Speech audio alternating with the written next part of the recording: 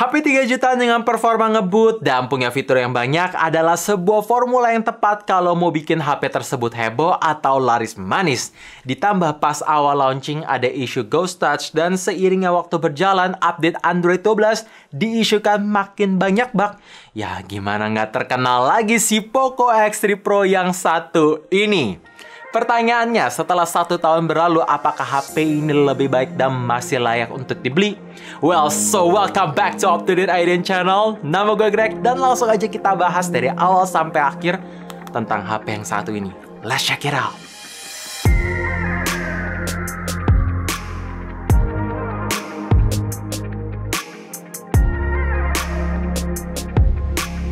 Walaupun HP ini udah 1 tahun di Indonesia, tapi spesifikasinya masih cukup gahar. Yes, chipset mengandalkan Qualcomm Snapdragon 860, RAM 8GB atau 6GB dengan teknologi LPDDR4X, storage 128GB atau 256GB dengan teknologi UFS 3.1.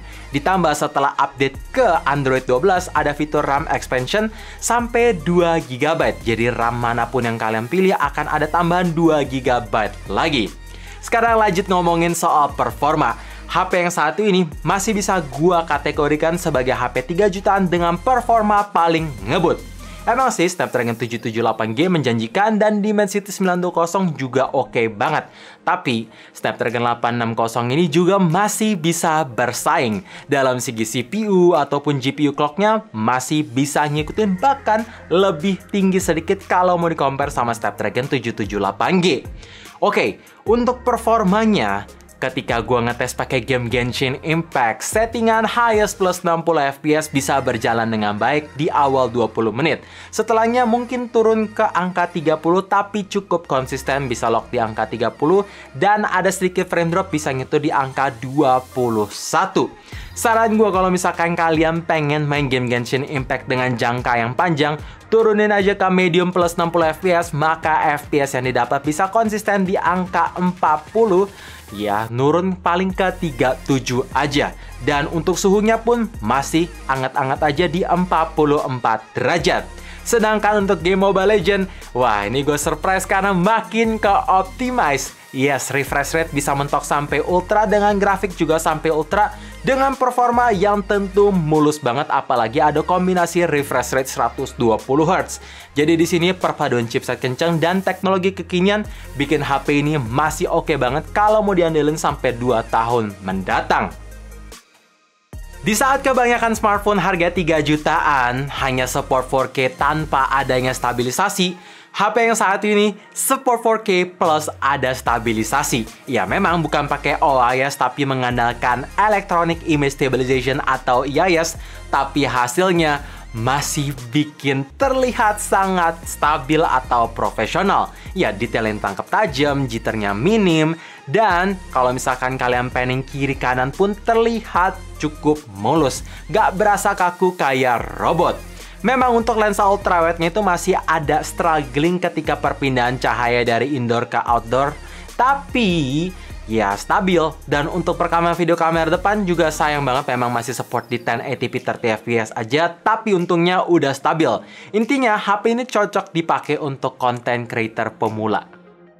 Oke, memang pas pertama kali launching gue bilang kualitas layar di HP ini bagus, tapi seiringnya waktu berjalan, HP-HP 3 jutaan sekarang bisa memberikan panel AMOLED sampai ke Super AMOLED yang bikin gue ngerasa kualitas layar di HP ini tuh kurang vivid, kurang vibrant, kurang colorful, dan brightness-nya pun sangat kurang.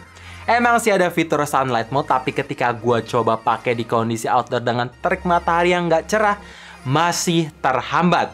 Walaupun memang dalam segi fitur ini masih bisa bersaing dan kekinian. Ada refresh rate 120Hz yang adaptif dan berasa mulus, konsisten. Desainnya kekinian punch hole dengan bezel bawah yang nggak terlalu tebal. Ditambah proteksi sudah menggunakan Corning Gorilla Glass 6. Ini mantap. Tapi buat kalian bertanya, Bang, gimana soal isu multi-touch ataupun ghost touch? Apakah masih ada? Well, karena ini gua beli unit baru lagi di keluaran tahun 2021 bulan ke-9, jadinya gue nggak ngerasain multi-touch issue ataupun ghost touch yang aneh-aneh. Sekarang gue tanya aja ke kalian, para Poco X3 Pro user yang udah beli di awal launching, gimana? Apakah ghost touch masih ada? Komen di bawah. Seperti biasa, bahan material polikarbonat dengan finishing yang dibuat mengkilat ataupun doff itu akan ada isu jamur seiring pemakaian, apalagi didukung dengan pemakaian yang kotor. Emang sih HP ini ada fitur IP53 Splash and Dust Resistant, tapi saran gua ketika HP ini terkena air ataupun cipratan air, langsung dilap kering. Pertama, biar nggak ada air yang bisa terobos masuk ke port dan nantinya akan ngerusakin HP. Kedua, kalau misalkan lapnya nggak bersih atau nggak kering, ya suhu lembab itu adalah pemicu utama back cover jadi berjamur. Jadi saran gua pastikan lap kering.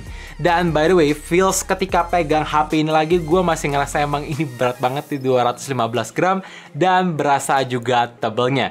Jadi ini harus diantisipasi buat kalian yang suka pakai HP menggunakan satu tangan. Oh ya, by the way 215 gram itu belum termasuk casing tambahan ya. Ini bawaan aja. Kapasitas baterai 5160 mAh di HP ini menurut gue masih tergolong awet. Ya, walaupun udah diupdate ke Android 12 dengan user interface MIUI 13, tapi ketika gue coba pakai push rank Mobile Legends menggunakan koneksi Wi-Fi, refresh rate-nya 120 Hz, volume 30% dan brightness mentok, masih bisa dapat screen on time 6 jam 48 menit dalam sekali ngecharge dan itu masih ngisain baterai di atas 10%. Dan ketika untuk pemakaian biasa aja sehari-hari, bisa bertahan dari pagi sampai malam. Emang sih, ini kalau mau dibandingin sama HP dengan Snapdragon 778G ataupun Dimensity 920 masih kalah karena FinFET fabrikasinya di 7 nanometer, jadi masih kurang efisien. Tapi intinya menurut gua masih awet. Harus diakui, setelah 1 tahun berlalu, fitur-fitur yang ada di HP ini masih cukup bisa ngikutin. Emang sih nggak ada always on display, tapi untungnya tersedia LED notification yang cukup ngebantu. Jadi ketika ada notif bisa dikasih tahu dan ketika charge ya minimal ada indikasinya. Kedua, IR Blaster seperti kebanyakan HP Xiaomi yang zaman sekarang baru keluar pun tersedia. NFC tersedia dan yang paling penting, fitur stereo speaker tuh masih ada dan kualitas suaranya tuh nggak ngecewain lah ya. Ketika kalian mau pakai main game ataupun nonton menggunakan speaker bawaannya, ini masih imersif dan penempatan speaker atasnya pun juga nggak ngeganggu di bagian kiri. Nice! So guys, setelah 1 tahun Poco X3 Pro berlalu atau resmi di Indonesia, intinya dalam segi fitur dan performa menurut gue pribadi masih bisa diandalkan sampai 2 tahun mendatang lagi. Walaupun memang dalam segi koneksi ini minusnya nggak support 5G, mentok di 4G aja dikarenakan chipsetnya yang nggak support 5G, jadi nggak bisa di-upgrade.